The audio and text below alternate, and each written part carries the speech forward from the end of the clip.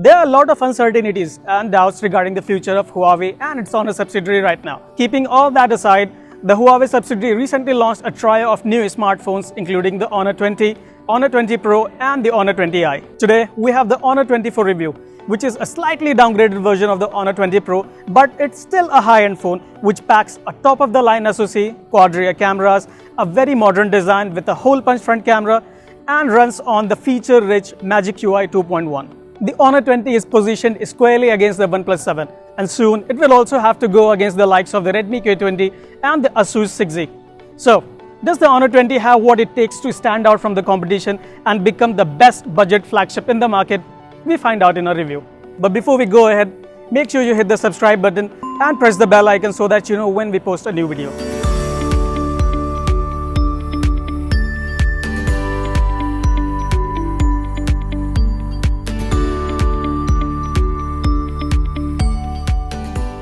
The Honor 20 packs a 6.26-inch Full HD Plus display with a pixel density of 412 ppi, which is hard to believe given the relatively compact form factor of the phone. As for the display quality, it renders vibrant colors and content on it looks crisp and clear. Compared to an AMOLED display though, it looks a little less punchy. Also, we found that the display is set to a slightly warm tone by default. On the other hand, the viewing angles are good and the brightness levels are also decent. However, there is no reinforced glass, but Honor claims to have used a protective material of its own to help prevent scratches and damage to the display. The company says that the phone is splash resistant, although it does not come with an IP rating. The Honor 20 is really comfortable to hold thanks to its slim profile and curved edges, which also means one-handed usage is not an issue either. Honor has gone for a dual glass design, using a glass pack with a mirror finish that exhibits a strong gradient effect. We have the Honor 20 Sapphire Blue variant for review, which is a bright blue shade with undertones of purple that appear when light falls on it at different angles. The glass rear panel and the 2.5D curved edge display blend seamlessly with the metallic rim running around the edges of the phone. The buttons provide a good tactile feedback on being pressed. Also, it's worth mentioning here that the Honor 20's fingerprint sensor is extremely quick and accurate, unlocking the phone almost instantly. To sum it all up, Honor has not cut any corners when it comes to Honor 20's build quality. The phone looks and feels premium, the non-existent side and top bezels, and the very thin chin make for a nearly all-screen design with 91.7% screen-to-body ratio. However, the glossy finish on the rear panel makes the phone a fingerprint magnet, and we had to clean them off every now and then to make the Honor 20 look presentable. Then there is the huge camera bump on the back, which prevents the phone from lying flat on the surface. The Honor 20 draws power from the Kirin 980 SoC paired with 6GB of RAM and 128GB of internal storage. The phone runs Magic UI 2.1 based on Android Pie and runs on the May security patch on top. As for the features, Magic UI 2.1 feels a lot like EMUI, down to the icon style and the arrangement of the options in the settings menu. The phone comes with a significant amount of bloatware though, including both in-house and third-party apps. Some of the pre-installed apps are actually quite useful. Also, the in-house apps did not pester us with ads and notification, but some of the pre-installed third-party ones actually did.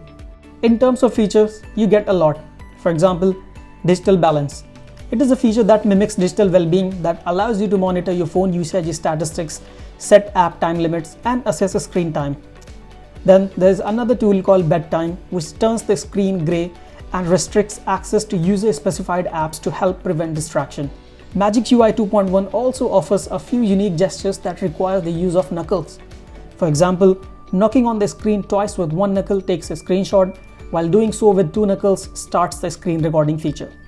However, in our experience, the knuckle gesture for opening the split screen interface did not work most of the time.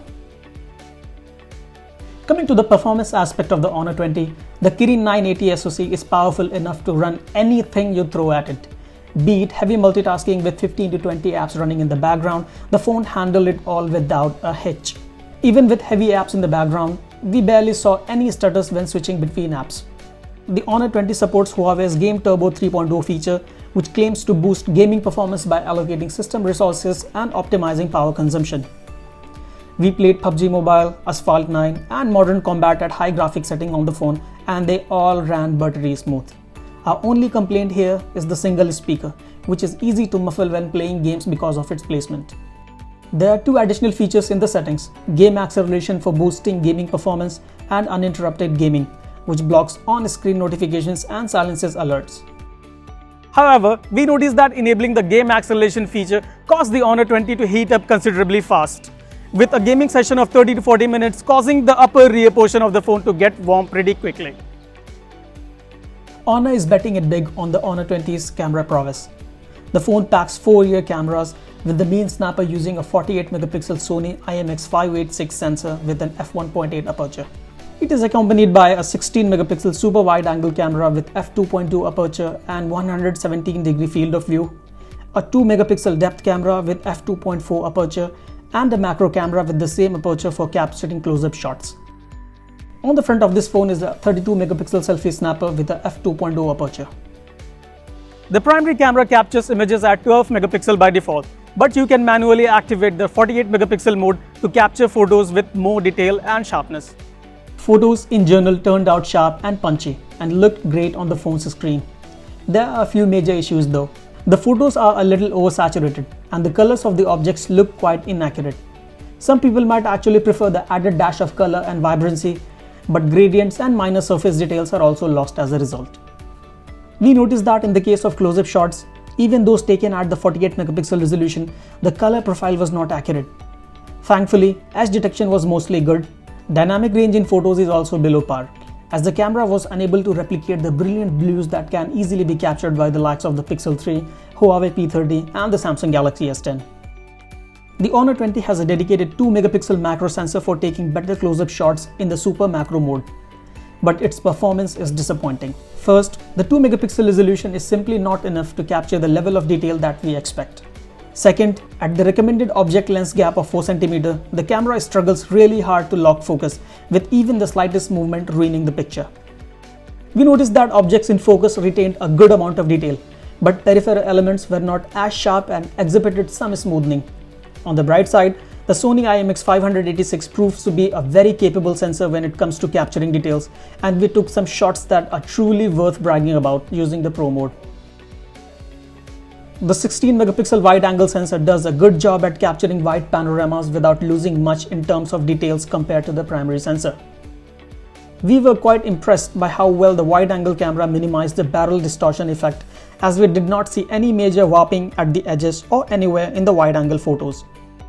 The 32 megapixel front facing camera takes sharp selfies with a good amount of detail. Photos captured under daylight turned out to be bright, but the Honor 20 did a fair bit of smoothing even without applying the beautification filters. The Honor 20 can record 4K videos at 30 fps and 1080p videos at 60 fps. Videos turned out good with clear audio, but the lack of optical image stabilization is a sore point. The Honor 20 relies on artificial image stabilization, which is based entirely on algorithms to cancel out the hand movements.